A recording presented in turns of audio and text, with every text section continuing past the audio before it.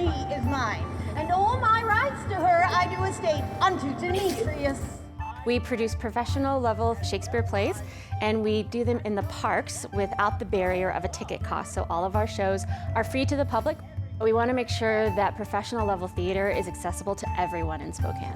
My love is more than his. My fortune every way as fairly ranked, if not with vantage, as Demetrius. Spokane actually has a higher per capita amount of arts patrons than any other national city. So the national average is 2%, and Spokane has a 14% amount of the population that identifies as arts patrons. So we have the people here who want and love and thrive on the arts. And there really wasn't a company here that was producing outdoor theater regularly. And so I said, I can do that. And so we started one, and it was a huge success this summer. Look, here comes Helena. Ah, that's me for Helena. Whither away? Dr. Amanda Cantrell is co-founder and executive director of the Spokane Shakespeare Society. With this newly formed company, Amanda combines some of her main passions.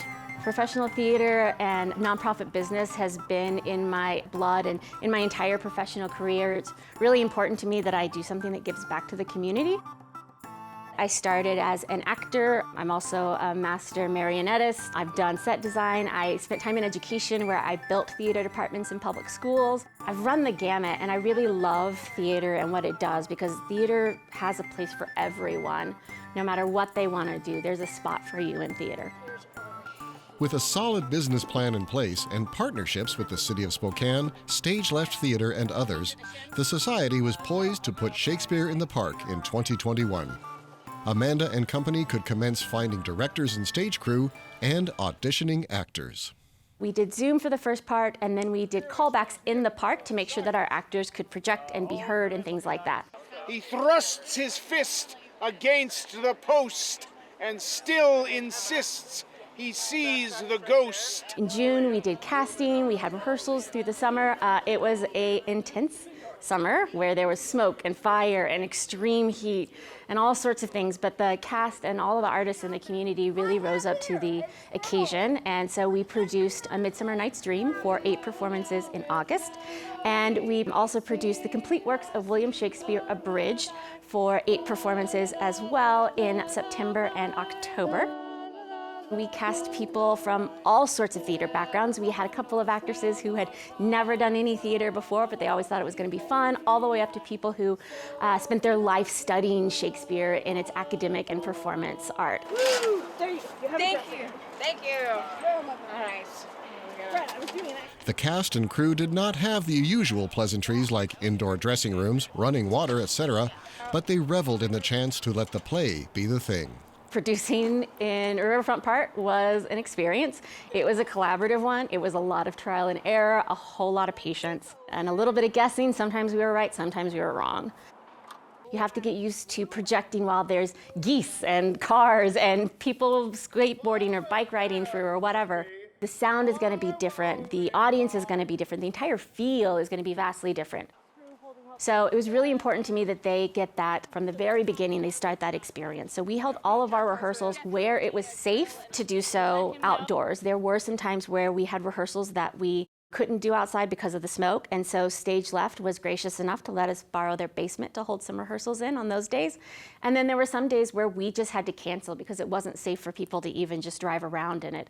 We ended up canceling our tech week for Midsummer, which threw a whole lot of wrenches into our production because we couldn't test any of our sound or lights or things like that until our opening night, which then the wind knocked out our sound system. And so, you know, we had so many stumbling blocks, but I'm really proud of what we did. And again, the community really responded. We had about 1,500 to 1,700 people come and see Midsummer over the course of those 8 shows. Fill the bell with melody, sing in our sweet lullaby.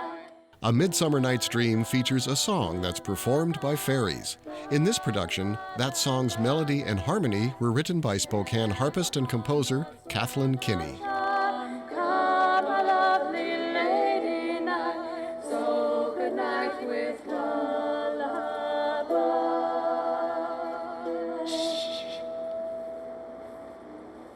Hence away, now all is well.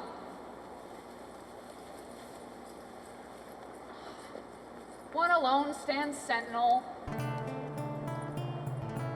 The Spokane Shakespeare Society brings the bard to the community in other ways, like this Halloween presentation in Professor Monica Stenzel's class at Spokane Falls Community College. And she said, hey, could you do something spooky and kind of scary and mystical for Halloween that has to do with Shakespeare? And I was like, sure. Oh me, my uncle's spirit is in these stones. Heaven take my soul and England keep my bones. We did a call for actors, and I asked all the actors, like, what's your favorite death scene? What's a character you've always wanted to play? And from those, I patched together snippets and scenes from various Shakespeare's plays on all of their deaths and murders and things like that. And we did a Reader's Theater performance at Spokane Falls Community College for their Halloween program. And there you have it. Didst thou not lead him through the glimmering night from Periguna, whom he ravished, and make him with fair Egle break his faith with Ariadne and Antiopa? These are the forgeries of jealousy. The community response has been really good. We had several emails from people saying that they loved it and they had so much fun. We had people come up to us while we were at the park. I remember one couple asked us what we were doing and they were like, you're the reason Spokane is great. And we were like, oh, thank you, that's so sweet. You know, we really just wanted to make sure that we were part of the community and we were giving back. And so the community response has been amazing. We were super excited to produce such a big show that the audience really responded to and our actors really grew. Several of the people who it was their first time are now in other shows at other theaters around the community, including Spokane Civic Theater and Stage Left. So we're really excited to have been their introduction to the professional theater world. And hear the maiden.